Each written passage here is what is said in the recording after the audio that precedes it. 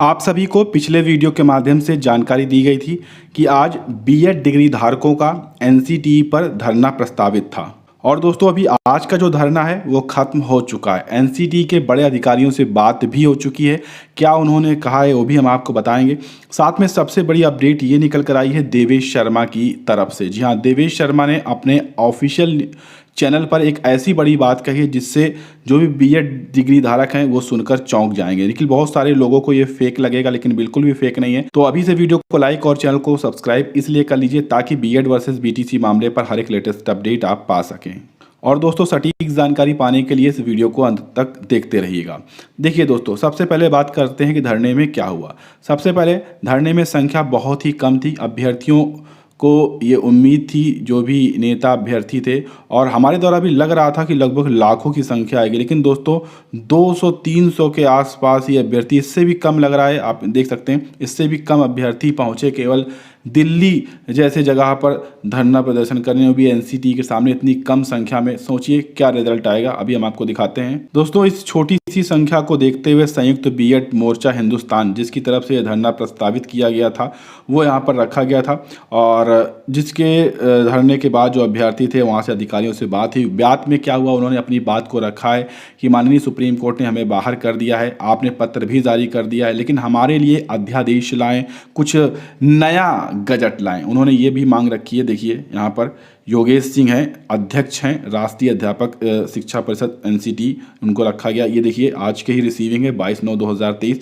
ये यहाँ पर एनसीटी की ऑफिशियल मोहर है, जिसके माध्यम से इस ज्ञापन को एनसीटी को स्वीकार यानी कि भेजा गया है या दिया गया है। ठीक है, और इस ज्ञापन का विषय आप देख सकते हैं, बीएड अभ्यर्थियों को प्राथमिक शिक्षक पद के लिए पुनः योग्य करते हुए नया गैजेट पारित किया जाए। ठीक है, ये यहाँ पर किया गया। देखिए अब नए गजट की बात यहाँ पर की गई है। अब आप सोच रहे होंगे कि धरना तो नए अध्यादेश के लिए था। तो देखिए अध्यादेश नहीं आ पाएगा, ये बीएड डिग्री धारकों को पता है। सोशल मीडिया पर तरह तरह की अफवाहें फैलाई जा रही हैं। ठीक है, हम लगातार आपको कह रहे हैं कि बीएड जैसे मसले पर, बीएड जैसे मामले पर केंद्र सरकार नया यानी अध्यादेश नहीं लेकर आएगी। आप इस चीज़ को मान लीजिए, ये 100% सच्चाई है, ये समझ लीजिए।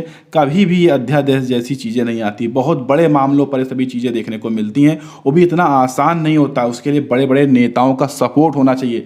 आप कह दें कि अध्यादेश आ जाए और आ जाए, अगर ऐसे होने लगे दोस्तों तो भारत जैसे देश में बेरोजगारी ही खत्म हो जाए। अगर युवा यहाँ पर सालों से चिल्ला रहा है कितनी बेरोजगारी है, लेकिन आज तक खत्म हुई क्या? नहीं खत्म हुई ना। तो अध्यादेश की मांग तो बिल्कुल गलत ही थी। फिर यहाँ पर लोगों को समझ में, जो नेता है उनको ये चीज़ें पता है, लेकिन ये चीज़ें केवल कही जाती हैं। तो उन्होंने क्या कहा है कि एनसीटी से निवेदन किया है कि आप एक नया गजट पारित करें जिसमें बीएड को प्राथमिक के लिए वैलिड किया जाए। और ये केवल ज्ञापन भर दिया गया है, लेकिन एनसीटी का क्या रुख है आप जानते हैं। और एनसीटी नया गजट कैसे लाएगी आप खुद सोचिए, बिल्कुल नहीं ला सकती है।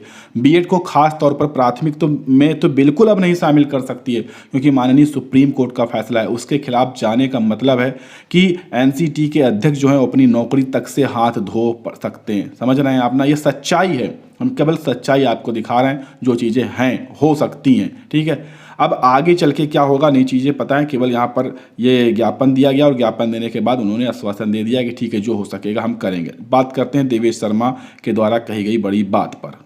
देखिए पहली बात तो देवेश शर्मा धरने में मौजूद नहीं थे, आप सभी को पता है। मैंने दोपहर में ये अपडेट दे दी थी। उन्होंने कहा कि मैं जैसे वहाँ पर पहुँचा, पुलिस प्रशासन ने मुझे थाने ले गए, इधर उधर किया और फिर मुझे इधर उधर करके छोड़ दिया। उन्होंने सबसे बड़ी बात दोस्तों 2-3 चीज़ें कही। उन्होंने पहली बात ये कही कि जो धरना आज हुआ इसकी कोई परमिशन नहीं थी। देखिए जबकि उन्होंने अपने सोशल मीडिया पर खुद चीज़ें पहले कही थी कि परमिशन नहीं है, फिर बाद में कहा कि नहीं परमिशन है, और आज उन्होंने अपने चैनल पर ये चीज़ कही है, आप जाकर देख भी सकते हैं। उन्होंने कहा है कि कोई भी परमिशन नहीं थी, बिना परमिशन के धरना दिया गया, जिसको लेकर मेरा सपोर्ट बिल्कुल भी नहीं था। उन्होंने ये बात कही। दूसरी बात उन्होंने ये कही कि अध्यादेश जैसी मांग जो लोग कर रहे हैं, ठीक है, एनसीटी पर जाकर अध्यादेश ला दिया जाए या मांग की जा रही है कि नया गजट बना दिया जाए एनसीटी के माध्यम से, तो उन्होंने कहा ये कुछ नहीं होने वाला है, ये सभी चीज़ें बिल्कुल भी नहीं हो पाएंगी। उन्होंने अपने मुंह से सभी चीज़ें कही हैं। ठीक है, और उन्होंने साफ कहा है कि जो कुछ भी अब हो सकता है वो केवल माननीय सुप्रीम कोर्ट के माध्यम से हो सकता है। ये दोस्तों 100% बात बिल्कुल सही है। ठीक है, क्योंकि माननीय सुप्रीम कोर्ट में रिव्यू याचिका दाखिल है। अगर उस पर विचार होता है और माननीय सुप्रीम कोर्ट अपनी ही फैसले को बदल देते हैं तो एनसीटी हो या केंद्र सरकार हो, कोई भी हो, उसको मानना पड़ेगा। ठीक है, अगर वो प्राथमिक में बीएड को दोबारा से शामिल कर देते हैं तो समझ लीजिए शामिल हो गया। अन्यथा की स्थिति में ना तो अब एनसीटी कुछ कर पाएगी, ना तो केंद्र सरकार अध्यादेश से लाएगी। चाहे केंद्र सरकार चाहे तो अध्यादेश लाकर कर सकती है, लेकिन वो ऐसा बिल्कुल भी नहीं करेगी। ये चीज़ें सच्चाई है, आप खुद सोचिएगा, शांत दिमाग से आपको समझ में आएगा कि हाँ ये सच्चाई है। तो ये कुछ आज धरने में हुआ है। फिलहाल अभी कल का जो धरना है वो रामलीला मैदान में शायद प्रस्तावित है। ठीक है, वहाँ पर ये धरना बाकी का चलेगा और वहाँ से भी कुछ चीज़ें नहीं, क्योंकि संख्या इतनी कम है, इतने बड़े मैदान में इतनी संख्या दिखेगी तक नहीं। जो भी अपडेट्स होगी फिलहाल हम आगे आपको देंगे। आगे जो भी चीज़ें आएंगी आप चैनल को सब्सक्राइब करके रखिएगा बीएड वर्सेस बीटीसी मामले पर हर एक लेटेस्ट अपडेट पाने के लिए।